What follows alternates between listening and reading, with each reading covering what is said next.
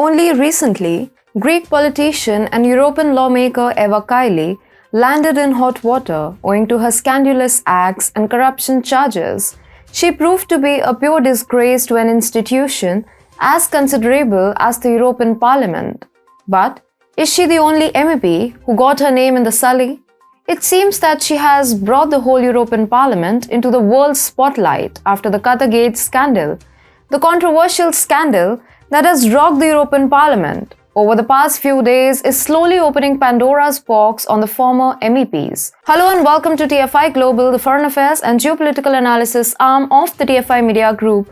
I'm your host Vedika. Let's begin. The European Parliament is full of controversial leaders who never get tired of gaining public's attention because of their disgraceful acts. Let's have a look at some of those.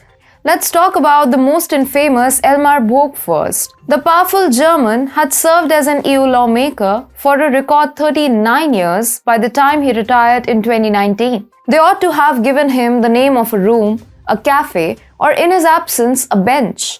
However, problems existed. Before he left, 6 former employees spoke to Politico about a number of strange occurrences, including his propensity for hurling things at people and smoking in the workplace.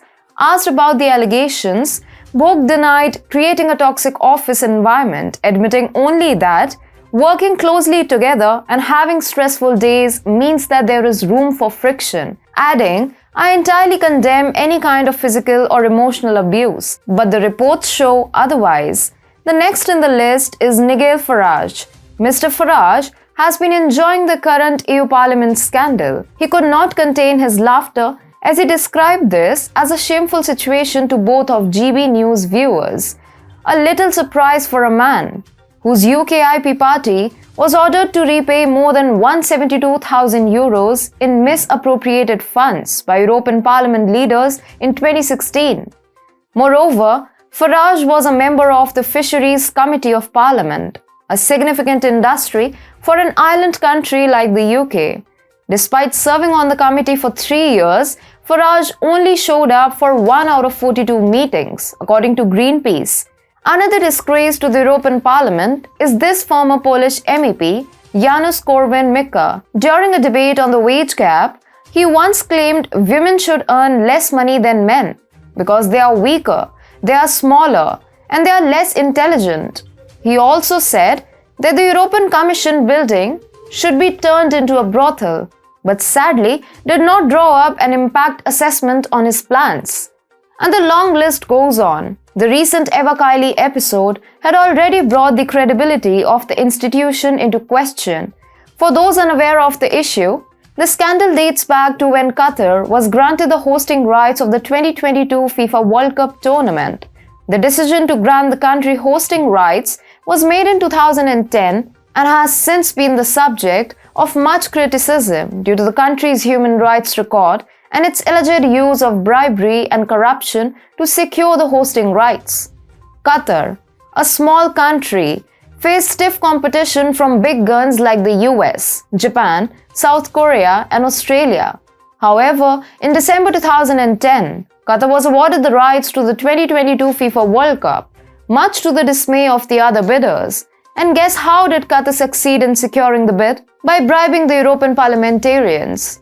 EU's Vice President Eva Kaili was detained as a result of a police investigation into suspected bribery given to EU politicians by FIFA World Cup host Qatar. Now, this raises serious questions about the selection procedure of the MEPs in the EU Parliament. You see, members of the European Parliament were chosen by direct appointment of governments of member states from among those already serving in their respective national parliaments when it convened for the first time in 1952. However, since 1979, MEPs have been directly chosen by universal voting, which makes it difficult to anticipate their ideology and political leaning. Although universal voting is a good thing for elections, what is the point of electing representatives who don't have any say in the governments of their respective countries? They do not have any authority to represent their governments in the EU Parliament. One can never imagine the coveted seats of such an institution are filled with misogynists and corrupt leaders who are doing nothing but fattening their wallets either by toeing the lines of the West or by accepting bribes from international partners. Owing to such acts, the EU has risked its credibility, which demands the abolition of the corrupt parliament. The real motive of the EU Parliament seems to have lost its way into oblivion.